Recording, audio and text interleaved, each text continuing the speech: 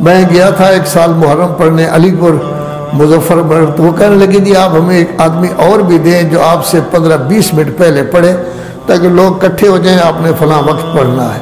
تو وہاں ایک شاعر تھے بہت بڑے جن کو فاتح واسطی کہتے ہیں، یہ ہمارے مولانا بھی جانتے ہیں، باقی لوگ بھی جانتے ہیں۔ اب وہ بیچارہ کافی بوڑھا ہے، بہت بڑے شعر کہے ہیں، اس نے انقلاب ایران کے بارے میں بھی کافی شعر کہے تھے۔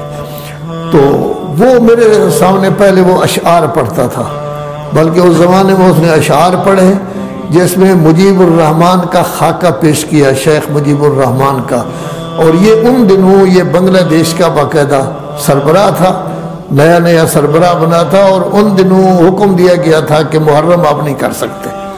تو ظاہر ہے کہ بڑا غلط کام حکم تھا اس کا کہ محرم نہیں کر سکتے، شیعہ حضرات نہیں کر سکتے۔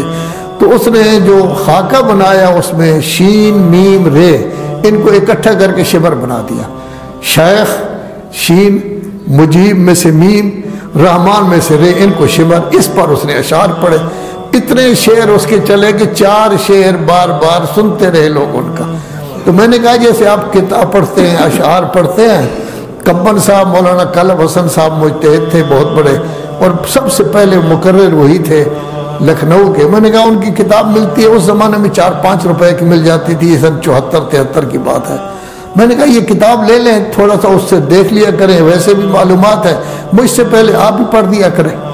تو چنانچہ یہ ہے کہ اس نے پڑھنا شروع کر دیا، دوسرے تیسرے دن بڑی اچھی تقریر ہوتی تھی ان کی۔ تو گویا کہ یہ کیا ہے، نوٹ کرنا سب سے بڑی چیز ہے۔ اب ہم محنت کر کے آتے ہیں، کتابوں کو دیکھ کر آتے ہیں، معجم الآیات کو دیکھ کر آتے ہیں کہ الفاظ کتنے ہیں، کیا ہے کیا نہیں۔ آپ کی پوری ٹیم میں سے 1 یا 2 آدمی ہوتے ہیں لکھنے والے، باقی دیکھ رہے ہیں اس طرح۔ یہ کیا ہوتا ہے؟ یہ ہے کہ قلب روح ہے، عقل ان سے کام نہیں، معاف کرنا مجھے، کام نہیں لے رہے آپ۔ دوسرا کیا ہے، آنکھیں ہیں، اس سے کام نہیں لے رہے آدمی۔ تیسرا کیا ہے، کان ہیں، سن رہے ہیں، ایک طرف سے سن رہے ہیں، دوسری طرف سے نکال رہے ہیں۔ اصل انسان وہی ہوتا ہے جو اپنے قلب و روح سے بھی کام لے، آنکھوں سے جو چیز دیکھتا ہے عبرت حاصل کرے، کانوں سے جو چیز دیکھتا ہے، جو کانوں سے چیز اچھی نہیں سن رہا، یہ اس کی ضرورت نہیں، اس کو پھینک دے، باقی کو باقاعدہ نوٹ کرے۔ اور یہ نوٹ میں نہیں کہتا، آپ کے چھٹے امام جعفر صادق علیہ السلام کہتے ہیں۔ چھوٹے چھوٹے کام ہوتے ہیں، ماشاءاللہ بہت اچھے پڑھنے والے ہیں۔ اب بھی آپ کا امتحان ہوا ہے، اکثریت آپ کی پاس ہوئی ہے، کچھ لوگ فیل بھی ہو گئے ہیں، اچھی خاصی تعداد ہے آپ کے ساتھیوں میں سے جو فیل ہو گئے۔ وہ سمجھتے نہیں کہ فیل ہونے کا نتیجہ کیا ہوتا ہے۔ فیل ہونے کا نتیجہ یہ بالفرض بعد میں یہ لوگ محنت کریں، آیت اللہ حافظ بشیر کی طرح مجتہد اعظم بن جائیں۔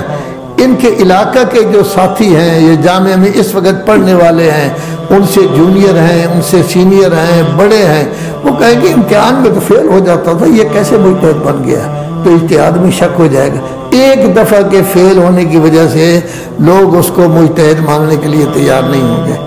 پھر جس وقت گھر جائے گا، ماں باپ پوچھیں گے بیٹا یا جھوٹ بولے گا، جھوٹ بولے گا تو وہ گناہ ہے، اگر سچ کہے گا تو وہ کہیں گے ہم نے تو آپ کو بھیجا تھا، آپ سے کام بھی نہیں لے رہے، آپ ہمارے لیے کما بھی نہیں رہے، آپ پڑھ نہیں رہے۔ دوست اب آپ سنیں گے وہ پریشان ہوں گے، ساتھی سنیں گے وہ پریشان، یعنی سینکڑوں آدمی کو پریشان کرتا ہے وہ شخص جو فیل ہو جاتا ہے۔ کیوں؟